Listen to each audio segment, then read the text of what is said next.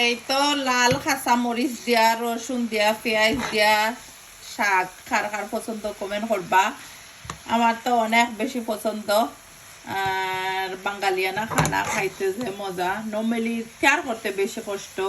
শাক কাট করো কিংবা ভর্তা বানাও এনিথিং, আর বাঁকা কঠিন আছে কারি রান্দা, শুটকি শিরা। আমার কাছে লাগে মাংস রাঁধতে আমি আরো ইজি রান্ধি, শুটকির কারিও তা আরো বেশি লম্বা টাইম লাগে। তাই কার কোন কারি পছন্দ অবশ্যই কমেন্ট করবা। আমার তো শাক পরে ভর্তা শুটকি ওগুলা বেশি পছন্দ।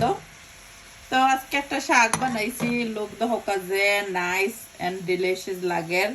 আর শাক সাথে লেম্বু দিয়া ভাত খাইতে খুবই খুবই ইয়ামি লাগে। খার খার লেম্বু দিয়ে শাকের সাথে ভাত খাইতে কমেন্ট করবা, ভালো লাগে।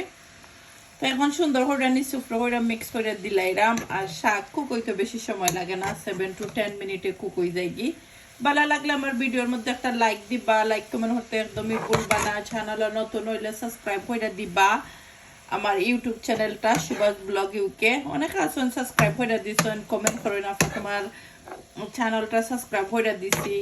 থ্যাংক ইউ আপনারা, মন থেকে দোয়ার ভালোবাসা রইল। ওভাবে সাপোর্ট করবা, লাইক কমেন্ট করবা ভুলবা না। Bye everyone. See you soon.